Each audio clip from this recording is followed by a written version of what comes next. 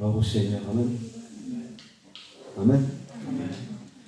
Merci à Dieu pour ces cantiques chantés à la gloire de Dieu. Vous savez, souvent je l'ai entendu, je ne sais pas si vous l'avez entendu vous aussi, il y en a qui disent,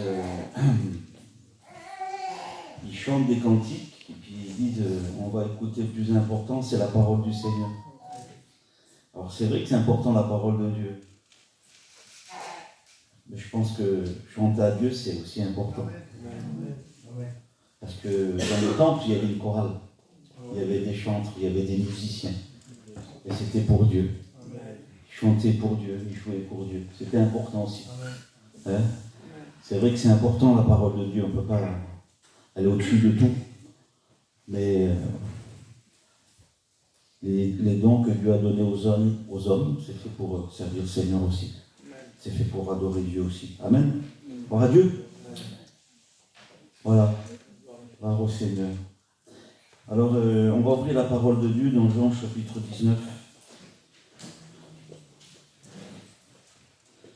Verset 41.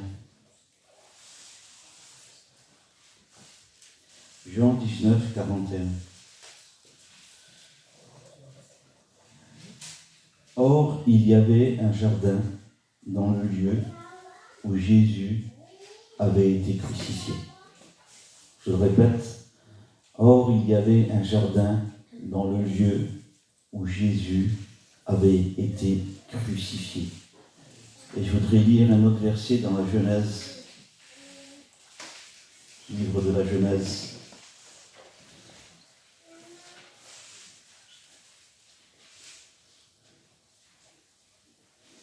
Chapitre 6, verset 5.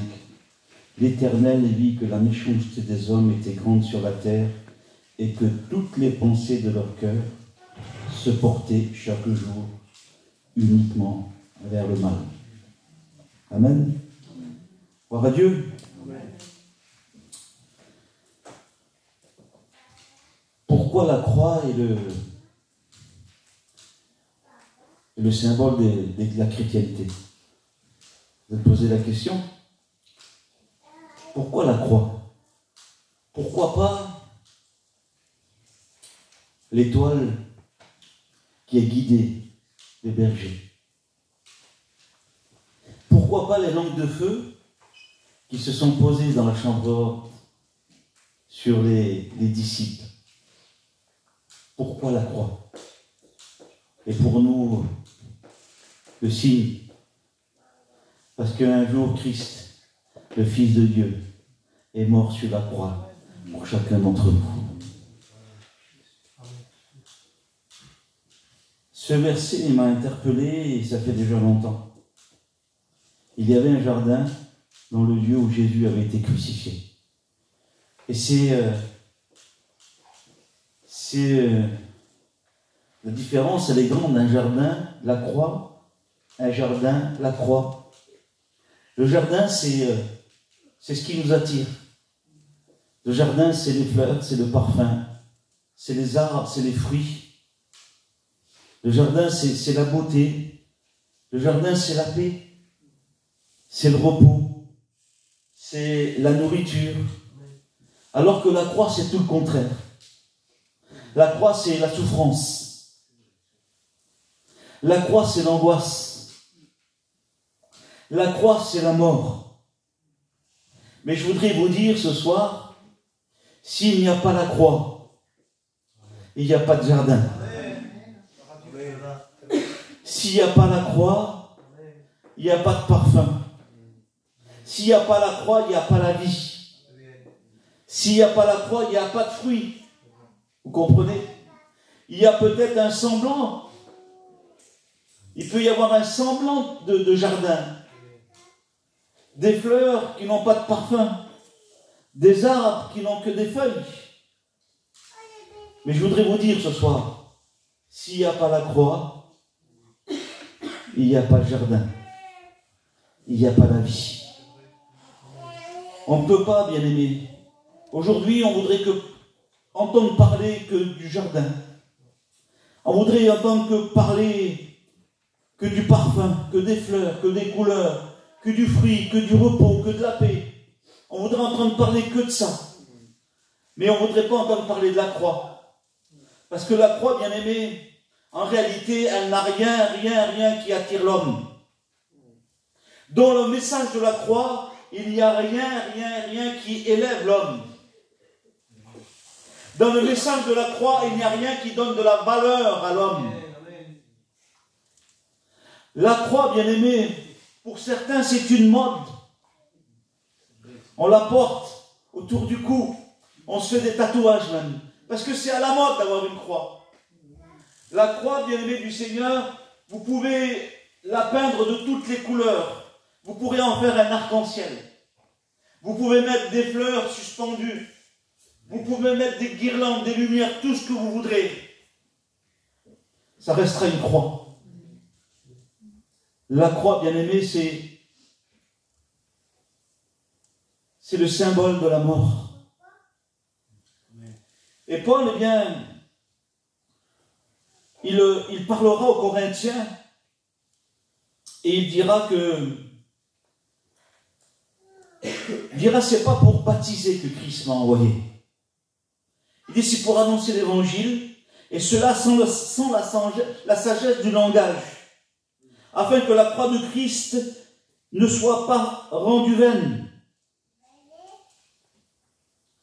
Bien aimé, la croix, le message de la croix, c'est pas un message théologique.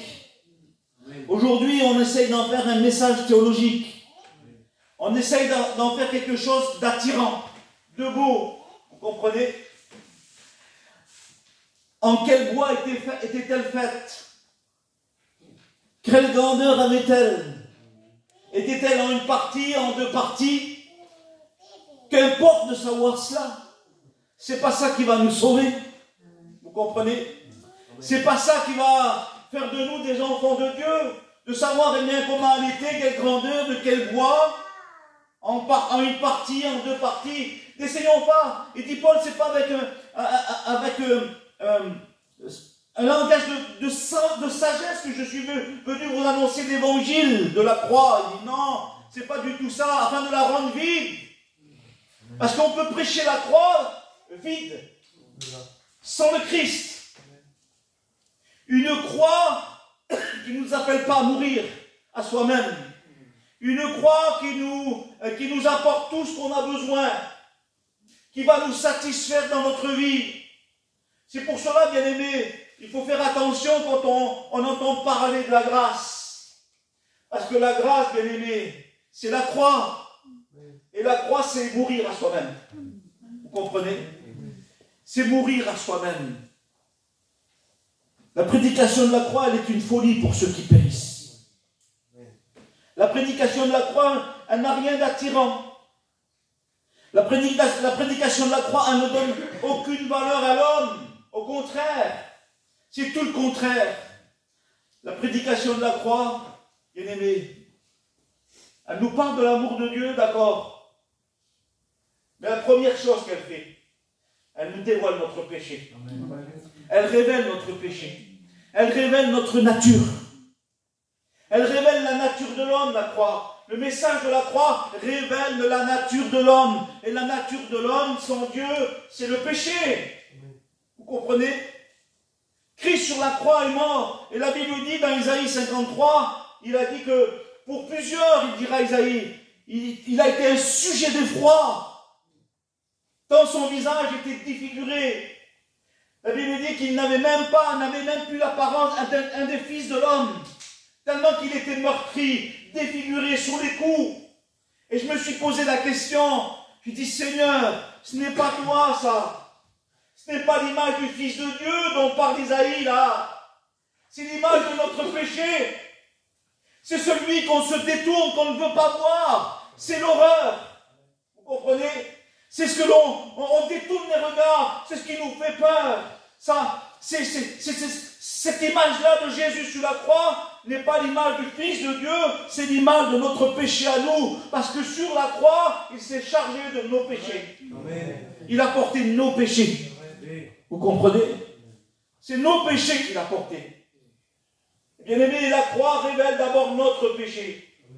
Elle doit produire dans nos cœurs, le message de la croix doit produire dans nos cœurs une conviction de péché. Amen.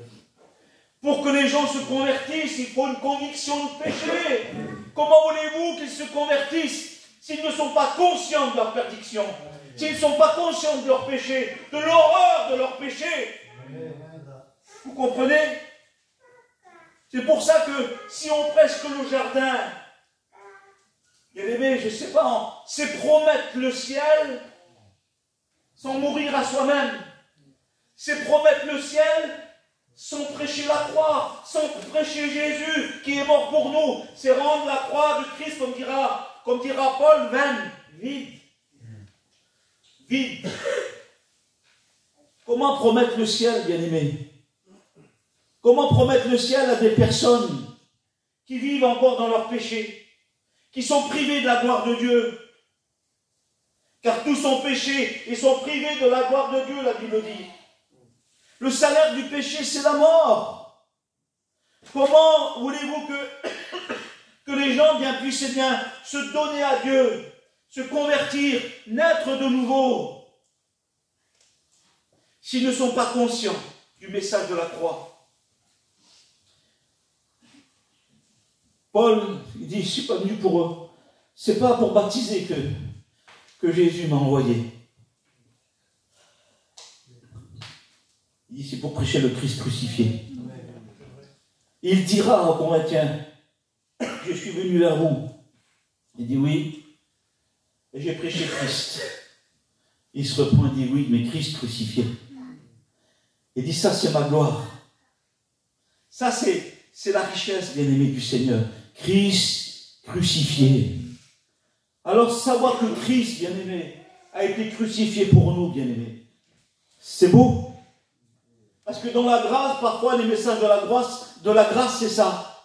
Christ crucifié pour nous. Christ crucifié pour nous. Christ crucifié pour nous. C'est vrai, mais Paul, il remet les choses. Il dit, j'ai été crucifié avec Christ. Et ce n'est plus moi qui vis, c'est Christ qui vit en moi. Bien-aimé du Seigneur, ce n'est pas simplement Christ qui est crucifié pour nous, c'est nous aussi crucifiés avec lui. C'est nous aussi qu'on est mort avec lui sur la croix. Je voudrais vous dire ce soir, si vous voulez la vie, si vous voulez le jardin, si vous voulez connaître la puissance de sa résurrection, la nouveauté de vie en Jésus, il faut être crucifié avec Christ. Il faut passer à la croix. La croix, bien aimée, elle est là comme un stop. C'est le stop de l'homme. C'est là où tout s'arrête. Comprenez? C'est là où tout s'arrête. C'est là où notre vie s'arrête. C'est là où notre vie passée s'arrête. C'est à la croix, c'est le stop. C'est là où il ne faut plus aller plus loin, parce que aller plus loin, c'est aller sur un chemin qui ne nous mène pas au jardin, qui ne nous mène pas à la vie, qui ne nous amène pas aux beautés, à la beauté de la résurrection, bien-aimé du Seigneur, à la vie de la résurrection. La croix, elle est là comme un stop qui nous arrête, parce que la Bible dit que Christ est mort pour nos péchés. Il est mort pour nos péchés. Il est mort pour nos péchés. Mais nous aussi, bien-aimés, la parole de Dieu nous appelle à mourir aussi avec lui, à être crucifiés avec lui. Le vieil homme, bien-aimé, doit être crucifié avec Christ. C'est l'ancienne vie, la vie du péché. Notre vie qui était conduite par le péché. On marchait selon le désir de nos cœurs, le regard de nos yeux. C'est le péché qui nous dirigeait. Nous étions esclaves du péché. Même en se croyant libres.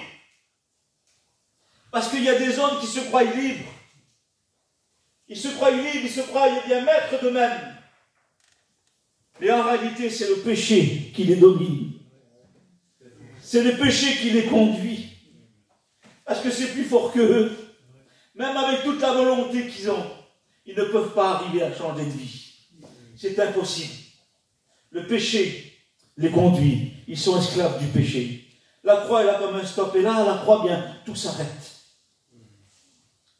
Tout doit s'arrêter. C'est notre vie qui s'arrête. C'est notre cœur qui s'arrête. Comme le cœur du Christ s'est arrêté. Sur la croix, il s'est arrêté de battre.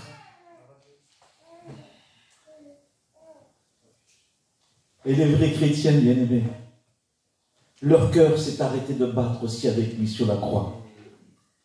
De battre pour le monde. De battre pour le péché. Pour cette vie. C'est le cœur qui a besoin d'être transformé. Et c'est pour ça que je vous ai dit tout à l'heure, Genèse chapitre 6. Il dira, toutes les pensées de leur cœur se portaient chaque jour uniquement par le mal, vers le mal. Et c'est le cœur qui est malade. Pourquoi je dis ça? Parce que Dieu a envoyé le déluge. Mais le péché ne s'est pas noyé. Parce que le cœur est mauvais. Vous comprenez? Le cœur est mauvais. Écoutez ce que je vais vous dire. Il y a des choses peut-être dans votre vie qui vous embêtent. Il y a des choses qui vous dominent. Et vous voudriez vous en débarrasser. Alors, on a des façons de le faire des fois. On pense que peut-être, eh bien, je ne sais pas moi, changer de ville, changer de pays. Je ne sais pas, peut-être, eh bien, changer de téléphone, ou plus avoir de téléphone, ou plus avoir de télé, va changer les choses. Vous pourrez faire tout ça. C'est le cœur qui est malade. Vous n'y arriverez pas. Si le cœur n'est pas changé, vous pourrez faire tous les efforts que vous voudrez. Vous n'y arriverez pas, vous retomberez dedans. Vous retomberez dans votre misère. Vous retomberez dans votre péché. Vous pourrez changer de pays, ce que vous voulez. Aller sur une île, sans courant, sans rien du tout. Si le cœur, il n'est pas lavé par le sang de Jésus, ça ne sert à rien. Ça sera toujours pareil.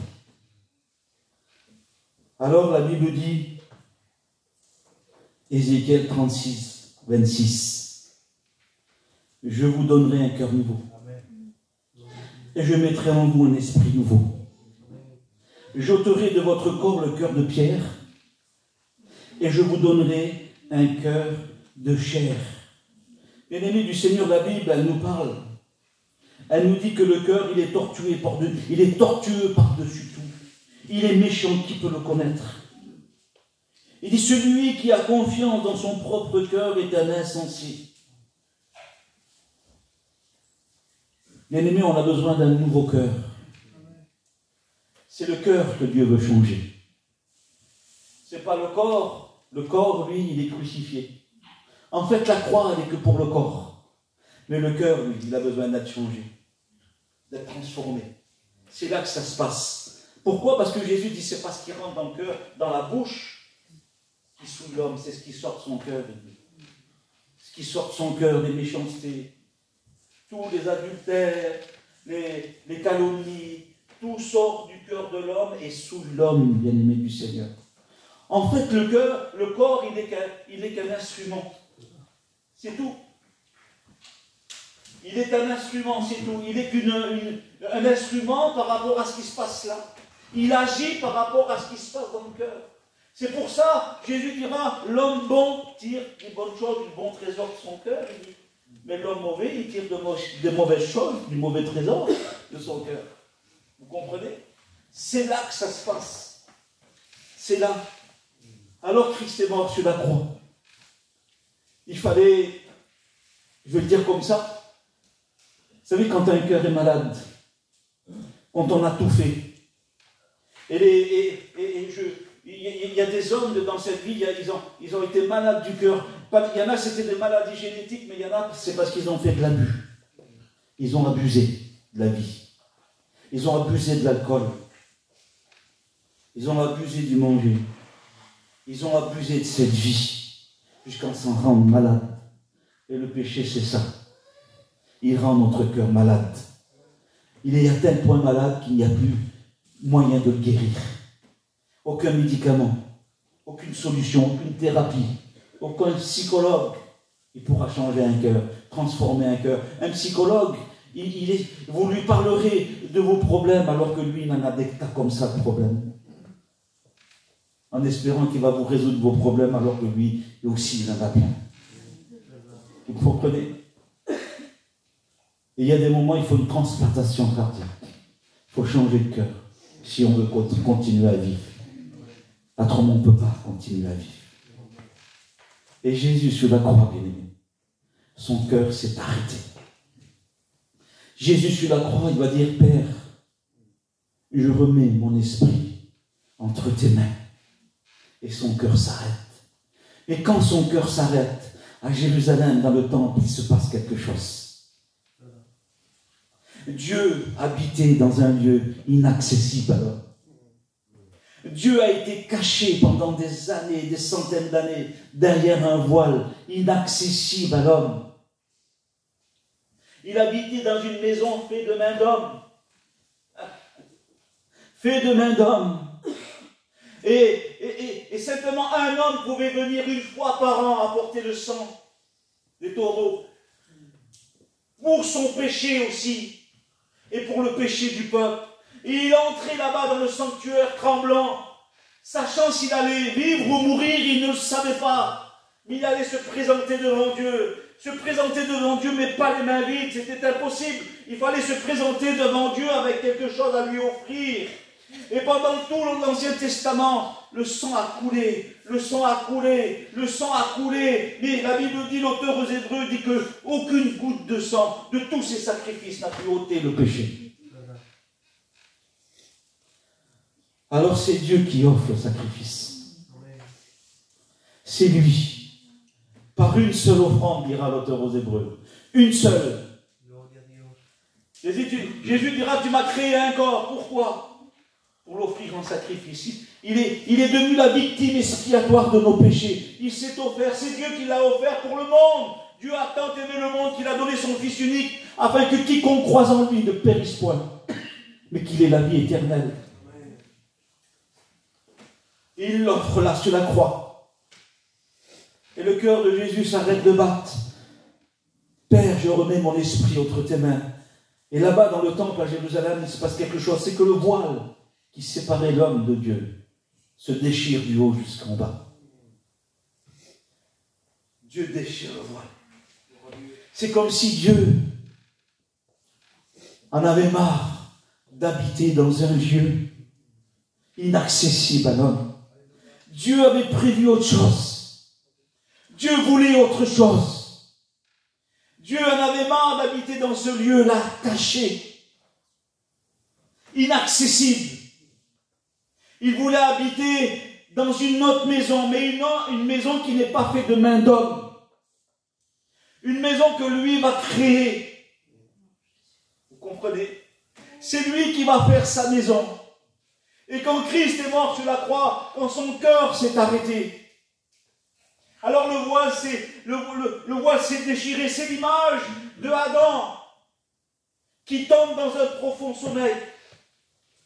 Et là, Dieu, il fait une opération. Il fait tomber Adam dans un sommeil et il opère Adam. Et là, de Adam, il va sortir quelque chose. Il va sortir Ève. Il va créer Ève. Il va former Ève. Il va bâtir Ève. Christ s'est endormi sur la croix. Et à ce moment-là, Dieu est sorti là-bas de son temple. Il a commencé à créer un nouveau cœur. Il a commencé à créer un nouveau cœur. Parce que il voulait chanter, comme dit Ézéchiel, je vous donnerai un cœur nouveau. J'ôterai de votre cœur, de votre corps, le cœur de pierre, le cœur insensible, le cœur imperméable, le cœur qui est dur, le cœur qui ne ressent rien, pour vous donner un cœur de chair. Un cœur capable d'aimer, un cœur capable de pardonner, un cœur qui est capable de de servir Dieu, alléluia. Un cœur qui est capable d'aimer Dieu, alléluia. Et Dieu commence à créer l'opération. Il crée des cœurs, il crée un nouveau cœur pour son Église. Bien-aimé, un cœur que lui va créer, alléluia. Et là, il crée ce cœur-là. C'est une image que je vous donne, hein. Il crée ce cœur-là, et là, le cœur, il est là. Il est implanté. Le cœur de Pierre est sorti, et le cœur nouveau se met. Là. Et la Bible dit que le 3e jour, Christ ressuscite. Il revient à la vie. Et la Bible dit que nous sommes revenus à la vie avec lui. Et c'est là que ce cœur a commencé à battre. Le nouveau cœur. Pour une nouvelle vie. Pour un nouveau départ, bien-aimé. Une nouvelle vie. Un nouveau départ, bien-aimé du Seigneur. Tant que le cœur, bien-aimé, n'a pas été changé, n'a pas été transformé, tant qu'il n'y a pas eu le miracle de Dieu, de la nouvelle naissance dans nos vies, bien-aimés, jamais il ne battra pour lui. Jamais il n'arrivera à pardonner ceux qui lui font du mal. Jamais il n'arrivera à aimer ceux qui lui font du mal. Bien-aimés, il n'y a que le cœur qui a été transformé par Dieu qui peut y arriver. Parce que ce cœur-là, bien-aimé, c'est un cœur que Dieu va remplir. Alléluia. L'homme bon tire de bonnes choses du bon trésor de son cœur. Vous comprenez? Il le remplit. Alléluia. Dieu le remplit, ce cœur, de sa présence, du Saint-Esprit. Cantique des cantiques, Salomon dira à la Sunamite, mets-moi comme un sceau sur ton cœur. Il dira, un sceau sur ton cœur. Mets-moi comme un sceau. Le sceau, c'est l'appartenance. Vous comprenez? Le sceau, symbole de l'appartenance. Le sceau, il était l'image de celui à qui appartenait. Celui qui l'avait créé, celui qui l'avait fait, celui qui l'avait travaillé. Il mettait sa signature dessus. Il mettait son sceau dessus. Et Dieu a mis son sceau aussi sur nos cœurs. Le sceau du Saint-Esprit. Amen. Il nous a scellés là. Sur notre cœur, il y a ce sceau. Il appartient à Dieu. Il dit la jalousie, elle est comme une flamme de l'Éternel. La jalousie, Dieu est un Dieu jaloux, bien-aimé. Dieu ne veut pas partager nos cœurs avec qui que ce soit, et surtout pas avec le monde. Ce cœur nouveau, il est pour Dieu. Ce cœur nouveau a été créé pour aimer Dieu, pour servir Dieu. Alléluia. Et je voudrais te demander ce soir, est-ce que ton cœur, il bat toujours pour Dieu? Est-ce qu'il bat pour Dieu? Est-ce qu'il bat quand c'est le moment de venir à la réunion? Est-ce qu'il bat pour lire la parole de Dieu? Est-ce qu'il bat pour prier Dieu? Est-ce qu'il bat toujours pour Dieu, pour les choses de Dieu? Bien-aimé, parce que ce cœur, il a été créé que pour Dieu. L'amour de ce cœur, elle n'est que pour Dieu, que pour lui, que pour lui. Il ne bat que pour lui, bien-aimé. Un cœur, vous avez vu, la fiancée, bien-aimé, c'est comme ça. À l'écoute des paroles de son fiancé, son cœur qui bat plus que d'habitude. Juste à entendre sa voix, son cœur il commence à battre un peu plus fort. Et puis quand il est dans la présence, quand elle est dans la présence, là, quand elle le voit, quand il est quand elle est près de lui, alors là, son cœur il va encore plus fort. Ah ben, ce cœur-là, c'est comme ça, bien aimé. C'est le cœur de la fiancée qui bat pour son fiancé. C'est le même cœur que Dieu a mis dans nos cœurs qu'a créé. Un cœur qui bat pour Jésus. Un cœur qui bat pour sa présence. Un cœur qui bat parce qu'il veut écouter sa voix. Il désire écouter sa voix. Il désire écouter sa parole. Il désire entendre sa voix. Il est toujours à la recherche du bien-aimé. Il est marqué d'un sceau. Et ceux qui voudraient voler le cœur de la fiancée, ils ne peuvent pas. Ce n'est pas possible. Parce qu'il est marqué d'un sceau, il est scellé. Il appartient à Jésus. Les démons, le diable, il peut venir dans un cœur scellé par Saint-Esprit. Il ne peut pas rentrer dedans. Ce n'est pas possible. Parce qu'il y a la jalousie comme une flamme de l'Éternel. Dieu est un Dieu jaloux. Et cette flamme, bien aimée, là, elle consume tout ce qui voudrait rentrer dans notre cœur. Tout ce qui qui est contraire, tout ce qui n'est pas bon, elle le consume. Il est consumé, bien-aimé du Seigneur. Vous savez, quelqu'un qui a été transplanté d'un nouveau cœur, il ne peut plus vivre comme avant. C'est fini. Son mode de vie change. Il ne peut plus boire ce qu'il buvait avant, il ne peut plus manger ce qu'il mangeait avant, il ne peut plus faire les mêmes choses qu'avant. Parce que ce cœur-là a besoin. Il a besoin d'être gardé. Et le Proverbe chapitre 4, il dit « Garde ton cœur plus que toute autre chose. Car de lui viennent les sources de la vie. » Bien-aimé, garde ton cœur plus que toute autre chose. Bien-aimé, pourquoi? Mais c'est vrai, mais parce qu'il y a une personne qui a donné sa vie pour que nous puissions vivre. Pour que ce nouveau cœur batte. Pour cette nouvelle vie. Garde ton cœur plus que toute autre chose. Plus que toute autre chose. Ça veut dire qu'il n'y a pas plus important que ça, que le cœur. Il n'y a pas plus important que le cœur. Parce que de lui viennent les sources de la vie, bien aimé. Hein?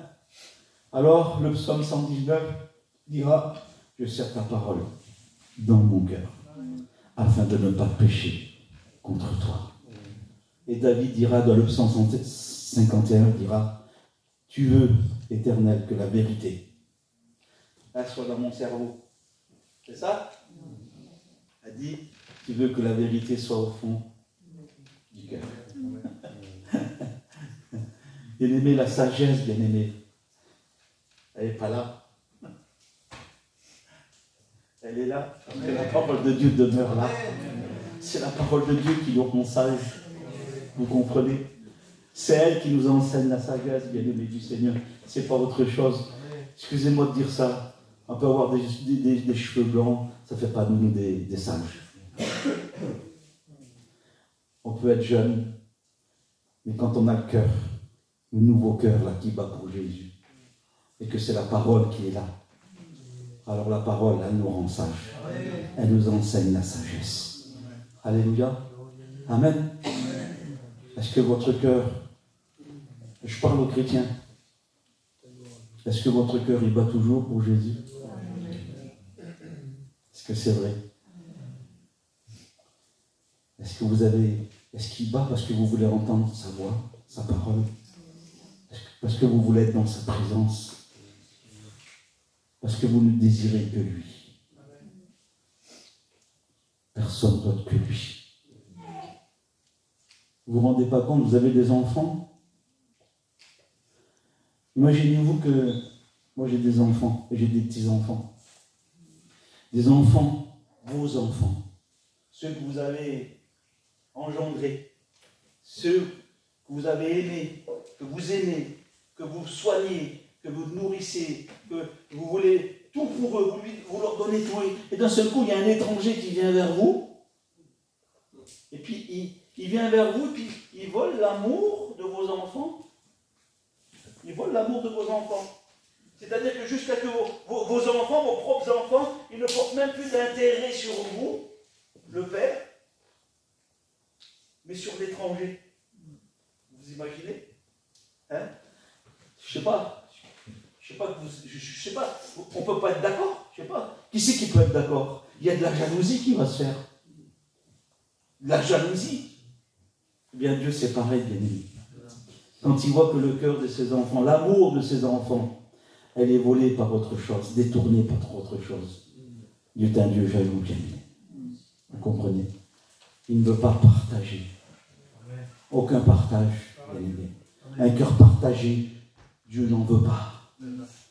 Dieu veut un cœur tout entier. Il veut demeurer en nous, bien-aimés du Seigneur. Oui, bien-aimés du Seigneur, gardons notre cœur plus que toute autre chose. Est-ce que notre cœur bat? Est-ce qu'il bat quand c'est le jour de la réunion? Est-ce que notre cœur il bat quand, allez je le dis, quand c'est 7h30?